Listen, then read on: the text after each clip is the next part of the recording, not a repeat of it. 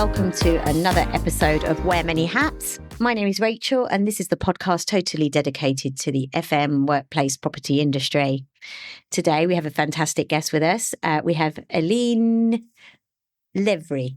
Yes. Yay. I said it right. Yeah. Aline Levry. She is the workplace manager at Pacific Life RE. Perfect. I did it. It's a mouthful. Welcome. It's good to have you here. Thank you for inviting me. And did you come from far today? Tower Bridge. Okay. Yeah, so, nice. Yeah. Is that where you work? Is that where you're based? Yes. Yeah. Lovely. So not too bad. So thank you for coming. And I'm excited to hear about your journey within workplace and how you got to where you got to. Shall we make a start? Yes. Lovely. So let's rewind a bit. Where did it all start for you?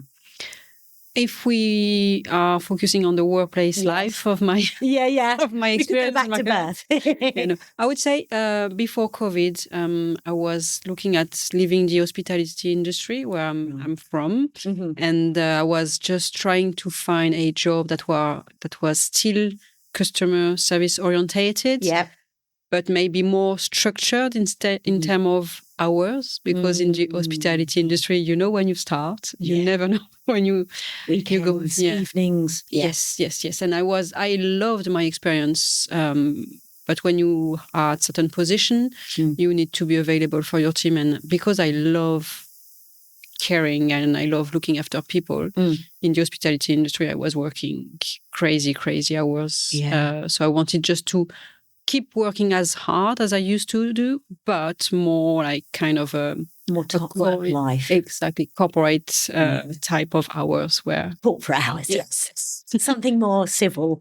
It is hard in hospitality. I do respect people that worked I've always worked Monday to Friday, really.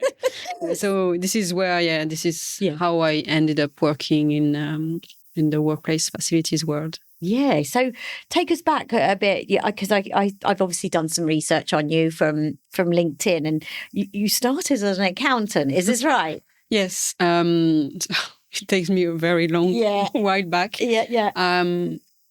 Initially, I was really looking at, because I love customer service, etc. I was hoping to open my shop because I used to be like. I used to be a salesperson when I was a student, etc. And unfortunately, parents of friends of mine got issues with their accounting, etc. So I did accounting and finance studies because I wanted to make sure that if I have my shop, I can check and follow everything. Well, you're good. You're very good. Yes. I ended up doing that as an intern, and I was like working in a company in the hospitality sector. Wow. And then I never left this sector. Yeah. So I did accounting and moved up from being just an accountant to more operation, etc. And then is that kind of where you sort of went into, I see you went into office facilities manager and PA. Yeah. Is that where it started? A bit later on. So from accounting, where I was just accountant for a few years, I moved to hospitality, and my role before moving to the UK was managing director for 5 restaurants. So I was in charge of everything from accounting, end of year taxes, team management, etc. So I was working with my boss directly, and I was in charge of the 5 restaurants. So it was amazing. So when I moved to the UK, obviously I also worked in hospitality. I worked in a 5-star hotel in Green Park. I know it. Yeah, amazing. I was really looking for something purely British, because obviously I moved to the UK not to hide myself in the French community. So I was just looking for something purely like with the British style, etc. And obviously Dukes is a little gem where I learned a lot. Was still hospitality. So I was already looking at moving without really knowing where to look at and where to go. And COVID hit. Yeah. So this was, And then it shut. Yeah. From day 1 to day 2, it was like, hello, can you go back home? Yeah. Fine, let's do that. Such a strange, crazy time. Yeah. So from there, obviously, you had to find new employment? Yeah. So I was obviously trying to understand where to go. I did few interviews around position more in like catering within corporate environment. But I was also trying to find a company or where I would feel like my job would make a difference. Yeah. And I applied for a company, a non-for-profit company called CDP. Yeah, I see that. And this is where my workplace experience started. So I was hired as a junior receptionist. So very, very low level position. But I was made furloughed from hospitality. And because I really wanted to join them, I love what they do. The team was amazing during the interview process, etc. So I was more than happy to take a position that was half of my salary without any management. In Paris, I was in charge of 50 people during the winter period and 100 people during the summer. And I ended up in an office where I had nobody to manage. So it was quite refreshing, to be honest. Managing people is hard. Yeah. It can be interesting. But Interesting. Yeah. So ended up in this little office without any kind of corporate background. But they were extremely positive. And because obviously I had in the past managed supplier, contractors, etc. They just asked me, can you make sure that we can reopen the office safely? So they just gave me the keys and say, just do it. Love that.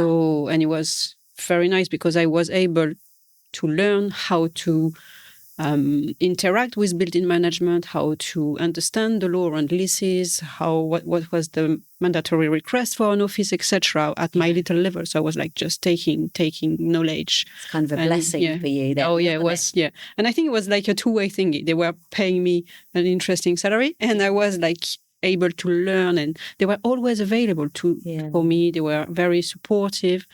And what I really loved as well is I never ever had anybody correcting my English. They were always trying to help me understand or using the right terminology, the right words, etc., etc. So it was like, for me, it was like a learning experience in an amazing environment. And they were all very supportive. I loved working for them. Wow. And that was a contract, was it? No, I was. I was employed. Yeah. Okay. And from there, where did you go on to? Chubb. I see. Yeah. So I was updating my profile on LinkedIn.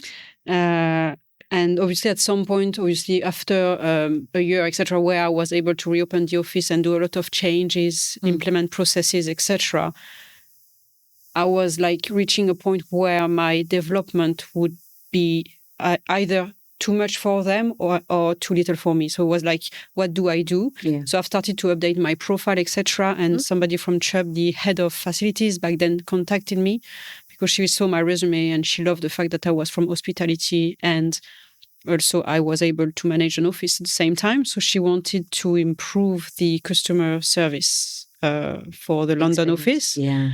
So she was like keen on having somebody like me that was able to manage contractors, suppliers, but also have an eye on how hospitality should go, what services we should provide, etc. Oh, wow. So this was for me the first big experience in the workplace world. Big company, big company, 4 offices to manage. Yeah. So I was back in what I used to do, like manage team, manage contractors, etc. So yeah, it was it happened at the right time. So I was very lucky because I was like reaching a time where I wanted to move on. And so it happened perfectly back then. I love that. Yeah. What a fantastic UK facilities manager. What a great title as well. Yeah. I quite loved it. Yeah. and now, tell us about Pacific Life and RE. What are you doing there? You're a workplace manager, so absolutely. I love that title as well. Yeah, I would say at Chubb we could have used the same terminology because I was obviously in charge of anything around facilities, but because there was this focus on developing the customer experience, really having like an holistic approach around what do you do for your colleagues, etc. And this is really what drives me in my job. What do I do for them? This is what I want to implement everywhere I go. I was trying to do everything around developing a better journey for my colleagues. And when I was at Chubb, I did amazing things. I was doing 2 moves, etc. But because there has been a lot of changes within the team, etc., and we did big projects, I wanted something new. And at Pacific Life Free, one of my colleagues that I really like moved there. So he's my manager. And when they were looking for new colleagues and restructuring the team, position popped up, and obviously I saw it and I applied for it. He was the workplace manager, and working for my previous manager was for me like a go-to. So I gave everything. I did prepare my interview very, very much. And important. It was. And I really wanted to make sure that even though I love working with my manager, I really wanted to make sure that I was fit for the position and I could bring something to the company. Because at Chubb, I could have obviously stayed, developed my role, etc. The team is great. I had a new manager joining. We really clicked on. So it was a very good relationship. There was absolutely no issues there. So, but at some point, you just want something fresh, something new. That's okay. So it was you were there a little while. Absolutely. So and I could develop the team. I love that as well. When I left, I'm very proud of something is when I left. One lady that was for me a gem. I tried to work with her. I developed her a lot. And they gave her half of my job. And I was very proud of that. I was so pleased for her. I was like, just say yes. Women tend to say no. Say yes. You can do it. You can do it. And I was very, very proud of that. We sometimes doubt ourselves, don't we? I think humans in general. But it's so good she took that. Is she still there? She is. So that's cool. That. That's so good. So let's talk about, I mean, did you always know you were going to end up on this path? No, I think. Absolutely not. No, I thought, because obviously I was in hospitality since I'm 16, even though I went to accounting, life brings you on other paths sometimes and other journeys.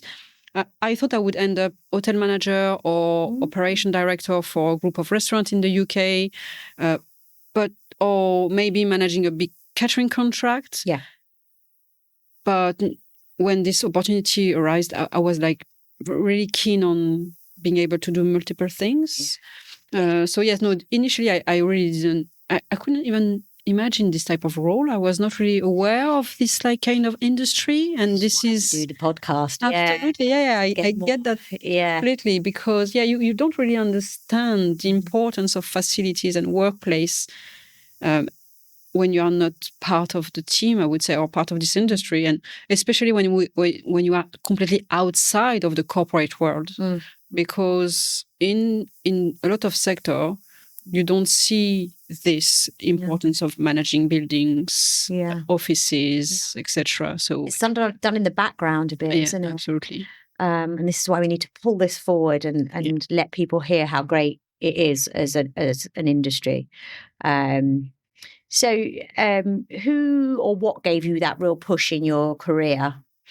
I would say there has been a few different situations in my life. So obviously my first boss when I was young gave me total freedom. So I was able to do what I wanted, to grow, to develop my role.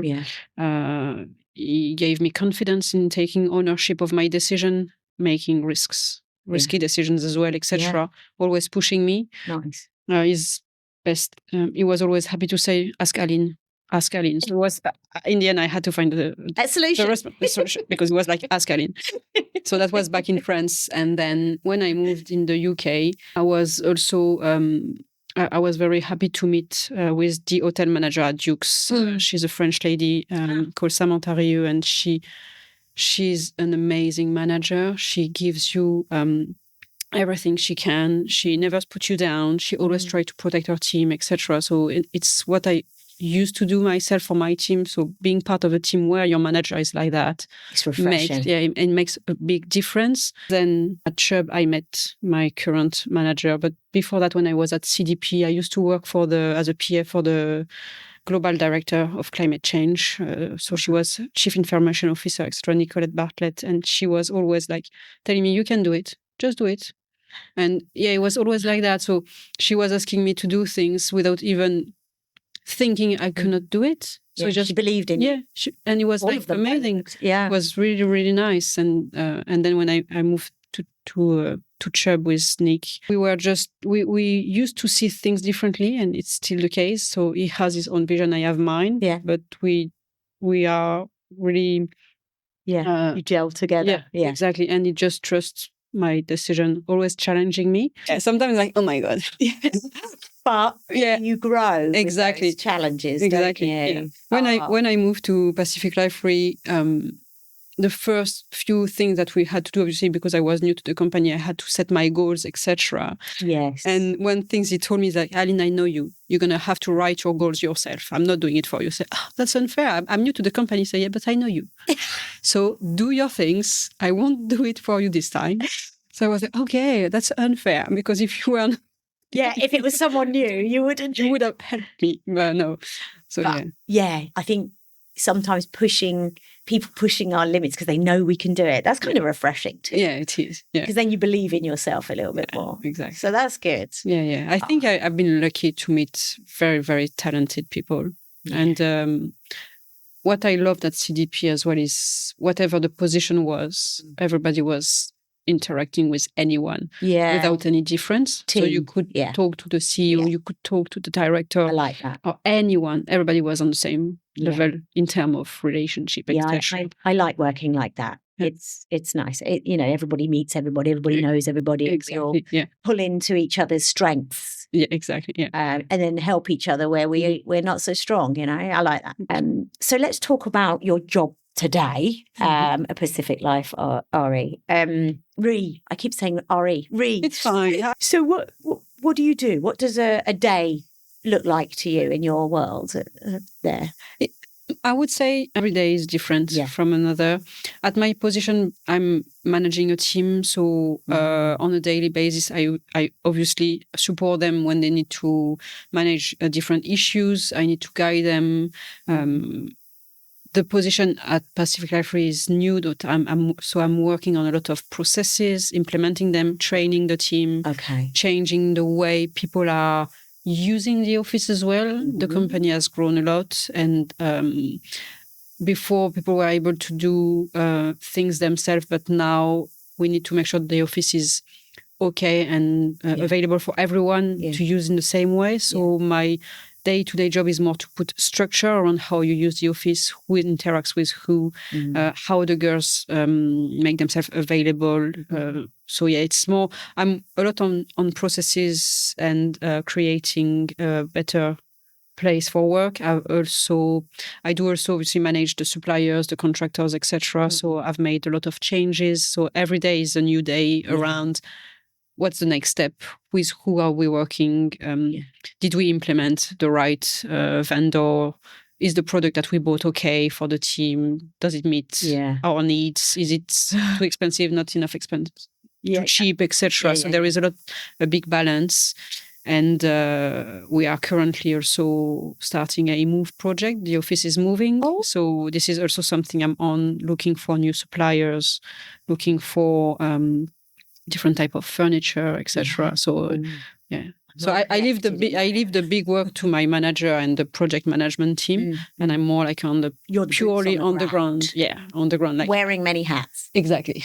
That's why we've got you on the show, and we appreciate that. Wow, it's a lot. It's a lot to juggle, right? So tell me about challenges. I mean, what's testing you right now in your role? I would say at the minute in the role, in my role is, I would say external factors, because we are moving, and I had the same experience at Chubb, because obviously when I joined, the move was already the pipelines, etc. And when you are in an office and you want to improve the workplace, but you know that you're going to move, what do you do? How far do you go in your current office? What investment you can do? Because I don't like to waste money like anyone, but I also don't like to waste labor time. I don't like to waste time, like anything. Needs to run smoothly. Absolutely. Yeah. So I don't want to buy something that I know that in 2 years' time we won't be able to move it, etc. So this is a challenging I'm facing, and we are in a building that are undertaking a lot of works as well. So what they can offer to us, how they can delay the work that they are doing, because I don't want that to disturb our office. So it's a lot of relationship on like being the cushion between this should happen, but not this way, or what do we do? How far do we go? So, yeah, it's I'm getting anxiety just listening to. That's a lot. But I quite like it. Yeah, you have to. It's your job, isn't it? Absolutely. I love that you love it. So where do you think the industry is heading, and what excites you? You mentioned a little bit. I think it might have been about the tech that you deal with and that you have in place, but sort of AI, ESG, remote working, all of those things. What excites you? I would say what I really like in this industry and how it develops is, before we used to see offices like a place where you need a desk, a chair, some electricity. We just spoke about that, didn't we? Yeah, exactly. But now I think what I really love and what I'm excited about is that the industry is more around like having a holistic approach around what do you offer to your colleagues. Like well-being is a big part of it. And when you are in charge of an office now, it's not only saying, okay, you are safe, we've checked, we are compliant, health and safety is ticked. It's more like, okay, this is ticked, but what do you do to make sure people are safe enough and comfortable enough to completely focus on their core duties and core job?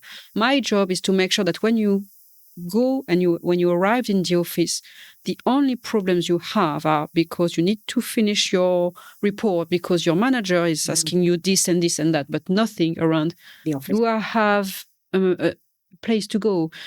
Will the coffee be good enough? This is a big one for you, workplace, right? I always tick the box. Don't worry. You've got your supplier. Yes. Love that. But this is really what excites me. It's like you can create an amazing environment, and for me, it has so many implications. If you do offer an environment where people don't have anything that come in between and they are just able to focus, you reduce turnover, you improve efficiency, and you make people like less stressed. So there is a better work-life balance. You don't come back home stressed or extremely tired or frustrated, etc. So you can be frustrated by your job, anything, but the environment you were in was just so welcoming that you come back home better than if you were just in a tiny box. Also, what a lot of guests say as well is that it's expensive to travel into work, especially into London. And it's a long commute. And when it needs to be better than at home when you come into the office, because you've paid so much to come here and spent a lot of time on the trains, packed in, etc. So when you come into work, you want to feel relaxed. Yeah, absolutely. And you want to have everything that you would have at home here, if not more. Yeah, absolutely. To make life. And I love that about workplace. That's that bit of your job excites me. Yeah. There's so many offices now which have prayer rooms. They have mothering, parenting rooms. There's so many different things. One office I've been into has a sauna. That still blows my mind. Gyms on site, all these different things, and like you say, like the coffee machines, the different teas, just everything, oat milks, and all the small little details that make offices, different. And I would say what is good as well is we obviously need to focus on our colleagues. But the company I've been working with were really good also as ticking the box, but not only ticking it just on the paper, but also in the action. All of the ESG points. We used to work with different charities, etc., just to make sure that we could give and share. So for me, ESG is a very, very important point in a way that we are here to make money. We are here to make profit, etc. But what's the cost? We can't forget our surroundings. We can't just forget that people are in need are just around the corner. And I would say this is where I love working for big companies where they have always a pocket for that, not resources, resources, and the time. Exactly, and they do allocate the time, because obviously you need to be able to go to different meetings, you need to be able to deal with requests, etc. So it's quite an interesting aspect. I used to be the chair of the social committee for the ECB in the City of London, where all of the big companies were putting money in a pot, and we were a group of people deciding to allocate the funds to different charities. And it was amazing to see on the ground the impact of this support. Nice. So yeah, it's good to see that. Yeah, and there was we were on the social aspect, but there was obviously the environmental one, and all of the governance was something else, but there was security one, etc. So a lot of different committees where company put money in the pot and just use it in the better way for people around us. Yeah. I love it. I love it when companies get really involved. Yeah. And lead the way on it, for maybe the smaller companies and stuff to follow. Exactly. Yeah, I love that. So AI, artificial intelligence, is it a friend or a foe in your world? I would say we might don't know that, or I'm not sure, but we are using AI every day. Everybody is using AI, and we've been using AI since years without knowing it, or maybe it was not named the same way. But when you go on Google and do research, it's AI. Yes, it is. Yeah, but I would say it's, for me, any progression, any new creation, and any development like that is always positive. We just need to make sure we use it in the right way. In my world, AI would help a lot with like maintenance management, real estate management, assets management, etc. When you start putting reports together, when we start when you need to follow up on your equipment, etc. You can have AI helping you, creating your database, making sure you receive warnings ahead of a breakage, etc. So this is where it's really important and good to be able to use it in the right way. I don't think it will in your industry, definitely not. For sure, I won't have robots instead of my workplace host at all. Definitely think so. I think you can have cobotics, which help us, and AI, but I think you in this particular sector, you need a human. Yeah, because obviously you don't want your colleagues to take risks or to waste their knowledge dealing with very low-level menial tasks, etc.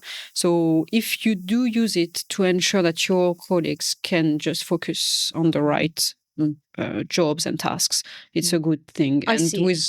With all of the software and management, maintenance management, asset management, etc. This is it's a good positive tool. Yeah, it's a good tool. See it as a companion, not a competitor. Exactly. Shows friend. We spoke about ESG, and it means a lot to you. So obviously that's one of the questions that you've kind of covered. But do you think the industry is innovating fast enough, or are we still playing catch up? I would say if we think maybe 15 years ago, we were playing catch up a lot, because obviously it was more workplace. It was not even called workplace, it was facilities, so purely soft and hard services. There was not this workplace world where we were a team in charge and an industry as such. So we were just like somebody in the corner. In the basement. Exactly. Light bulbs. Exactly. It's changed. Yeah. So So we were just always instead of being proactive, we were more reactive. And I would say now we are leading the way in how offices should work, especially when you see all of the new development, all of the new fit out, new offices, etc. You think ahead what my colleagues would need. This is what I want to offer. This is how I see the fit out.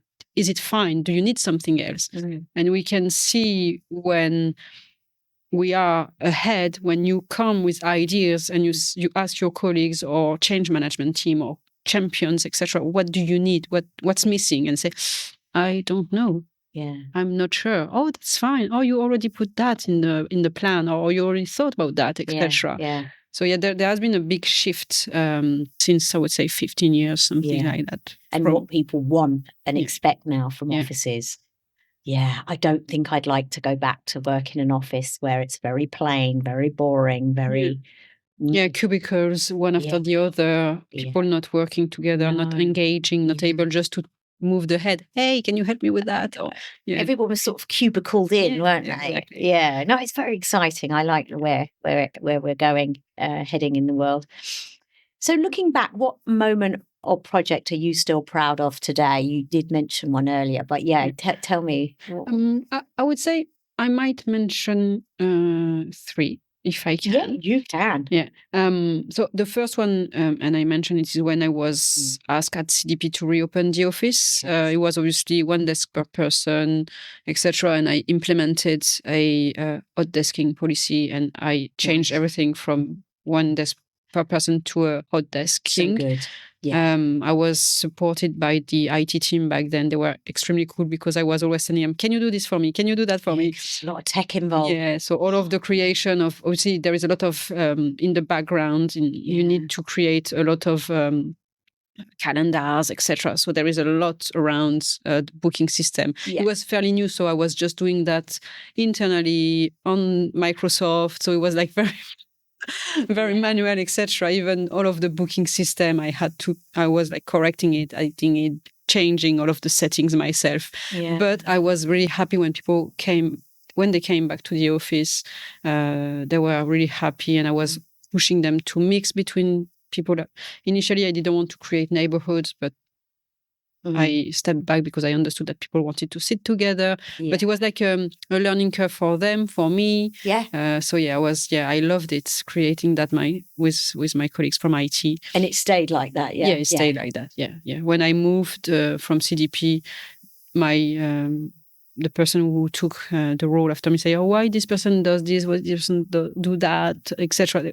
And I had to explain, we need obviously to create one process for all, but we are a workplace. So if somebody needs something special, this is your job, your duty to make sure that everybody has what they need. It's not, even if it's not easy, your job is not to make your life easy, it's to make their life easy. Of course. So just carry on. And I know that everything works well afterwards.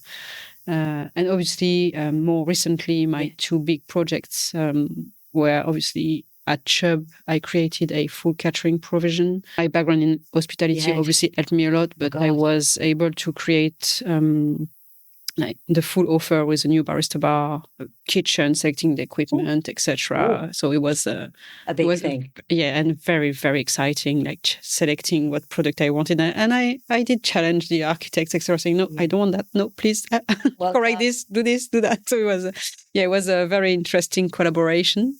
I learned a lot, obviously, because for me, it was the first time I was part of a project of this scale. It was huge project. And also with bringing the hospitality into an office, basically. Yeah, we used to have something very basic. The company before, they used to have years ago a kitchen, but it didn't work well. So it was also for me a kind of a little fight, saying I want that back, but not in the same way. But I still want a kitchen, but not for the staff, but for the staff. It's like So it was like a big discussion around what we could offer, how much it's going to cost the company, etc. So, and at the same time, I was also in charge of moving the data center in Crawley. Oh yeah, it was very good because I was working with a project manager, so it was a very tiny team. We were 3. My colleague and obviously TBRE working from project management perspective. I was really proud of being able to engage with the different stakeholders myself, like being left managing everything from leaving the office to moving to the new one. So creating everything, the opening, etc., was quite a very nice moment. Been given those responsibilities as the outcome is fantastic. You've done some amazing projects. Yeah, it was lovely. Yeah. Congrats. I love that. Your legacy. And it continues. So what's something you wish you knew when you were starting out? I think there is 2 things I was hoping I knew before. The first one was, I would say is the culture in France and in England is quite different. Yes. I had very interesting moment where in France you say just no, yes, I don't want that, I need that, and it's not like you don't. It's not like would you like, please. There is not those words in French. Please do that. And the tone of voice as well. I had another guest on the show. Same. She said the same thing. Even if it's not, you want to be assertive. You don't want to be bossy. It's just don't want to be rude. No. I always say that with a big smile on my face, but people just hear the voice and say, "Is she rude, or why is she smiling? She's just rude to me." So I had a few experiences where I was like, people were like, why is she talking like that? Oh, we're too sensitive. British. So Nick, my manager, said one day, "Aline, can you please stop? Because I always have to save you from this." I said, what do I do? So he had to explain me. No, this is not a word. No is not a word in English. I said, why? It's no, you don't use it. Ah, fine. Okay. So tell me what to say. Yeah, exactly. So I remember once we had a meeting with my colleagues from security and they were saying, "Oh, we could help you with this." And I said, "No." And I was, "Oh no, I can't say that." And it was not just because I just didn't want to waste their time. It's just I didn't need help on this specific topic. Brilliant. But then Nick looked at me and said, "Aline, sorry, I forgot. I couldn't say no." He said, "But no, yeah, it was like, yeah, I would have loved that somebody telling me, be careful." Culture. It's just, there is a big difference in the culture between the way you used to be in France and how you should be here. Yeah. So, well, you've learned. Oh, yes. The hard way. Yeah, sometimes the hard way. Yeah. So we had another guest. She said the same thing. Wish something that you knew. She said the same. She came from her country, and it's like there's no word for please or something. No word for please is a tough one, to be honest. Because then that comes across rude. Yeah. So love that. So if someone came to you tomorrow saying, "I want to do what you do," what would you say to them? I would say follow me. Yeah. Just come with me. I take you on my journey for a few days, and you will see. Love that. Yeah. But if they can't, I would ask them what do they like when it comes to working with people.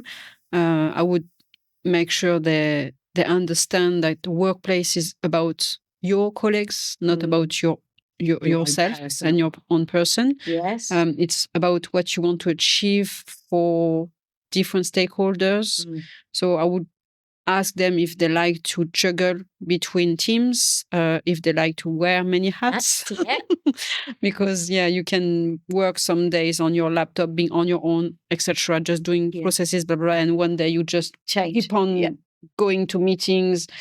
I would ask them also, I would tell them that we need to be really open and available for our colleagues. This is what makes a team welcoming. Yeah. So if I sit at my desk and somebody comes, which happen quite a lot, when I'm in the office, just be available for people. Do you like being available for people? Yeah. But and also, you have to remember what you were doing when you finish. Yes. Yeah. Exactly. So you juggling, put the juggling. Yeah.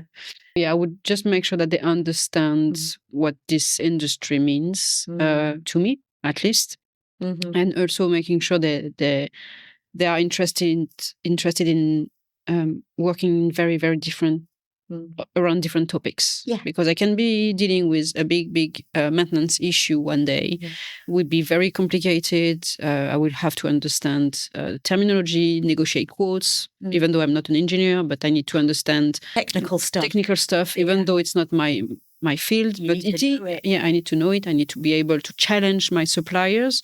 But at the same time, maybe one day I'm going to go and just meet with restaurants around the corner because I want to make sure they are in our book. So you have, you need to be able to enjoy each aspect of the work. Challenges bring, and every day something maybe new comes up or, Exactly. Wearing many hats. So let's switch off work. What do you like to do outside your day job? I usually, when I meet new people, I tell them that I'm workaholic, so don't worry if I come back to work at some point. I love to run. I've been running for many years, and I do half marathon with my sister. Oh my goodness. Never marathon. Depends. So we did one in Amsterdam in October. We signed up for Paris in March, and we're gonna do a city trail from Marseille to Cassis in October next year. So we just do like big runs, and we follow us on an app. So I know when she runs. She knows when I run. Oh. So yeah, it's a shared passion with my sister, and also it helps me just keeping my sanity. Yeah. Because when I go for a run, it's me, my music, and nobody else. Yes. You So switch off. I switch off it's completely. Good. Exercise is good for the mind. Yeah, exactly. It is, isn't it? Yeah. So it pushes myself as well. Which the winter's coming. Last year I've been running more during the winter than during the summer. So it's so slippery. Sorry, I nearly slipped this morning just getting to the train. I do see people running, and I'm like, oh my goodness, you're so brave. Oh, yeah, if it's too slippery, I would take another route. I would run on roads where there is cars, etc. Even though it's not the best. I love the passion that you have. Yeah, it's if I don't go for a run, don't ask me how I am, because I would be like. Do you run every day? No, I run twice a week. Wow. Okay. Yeah. So it's how far? Sorry. Depends. So I do 110 and 115K. Every week. So 110 kilometers and 115. I see a lot of companies, obviously, on LinkedIn, and I know a few people that get involved, actually. They run for charity for their company and get a group of you together. Is that something that you've done? Or I joined once the running group, yes. So I'm part of the group. But I'm not always able to, but yeah, I joined one for charity. Just was in Stanford. Yeah, well done. It was really nice, yes. And I also did one challenge last year in Feb for the cancer research. I just ran I did that 140 kilometers. The goal was 160. I won't do that. 140, but throughout the months. Oh, yeah. No, I don't do. No. Yeah. No, on 5K, I'm like, right? My maximum, and I'm very happy to stick to that, is half marathon. It's the maximum. Yeah. Yeah, good. Yeah. We want to keep you here. It's very, it's a lot on the body, isn't it? Yeah, it is. Yeah. And what I like is after you can still do things. I've seen so many people doing marathon, and they are so tired for a few days, and I can't. Especially when with my sister we sign up for half marathon in different cities. We want to enjoy the city afterwards. Yeah, of course. So it's there is no way I'm going somewhere and to end up in my bed the following day. My friends did one last year in Ibiza. That sounds quite nice. The sun. Yeah. But I don't only like running. Of course. I love to go to the restaurant and discovering new places. Any favourite cuisine or everything? I really like Lebanese cuisine. It's very I nice. love it. Yeah. I could have Lebanese cuisine all the time. Me too. It's quite healthy too, isn't it? Yes. I like that.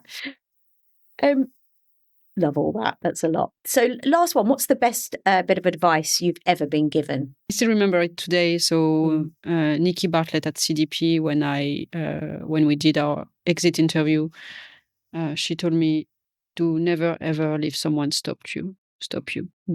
And this was an amazing advice because I could feel that she trusted me when she told me that. And obviously it gave me back then the strength to go to start the new job I was hired for, with like saying, okay, I will do my job and I will make sure that I make my way through and I bring what I can to the table.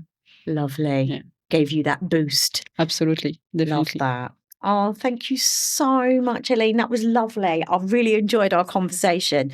And we're lucky we get to go to the Rosewood now briefly. So not all night, but and have a drink and have a chat more. But thank you so much. I think a lot of people will get a lot out of that. Amazing. And hopefully our younger listeners might have some questions for you. Is it okay if they contact you on LinkedIn? Oh, yeah, of course. Absolutely. Beautiful. Thank you so much again. It's been an absolute pleasure to have you here. And that's it for today's episode of Wear Many Hats. Please do like, share, comment on Aline's journey and forward it on to friends and family that are wanting to get into the industry. And that's it until next time. Take care.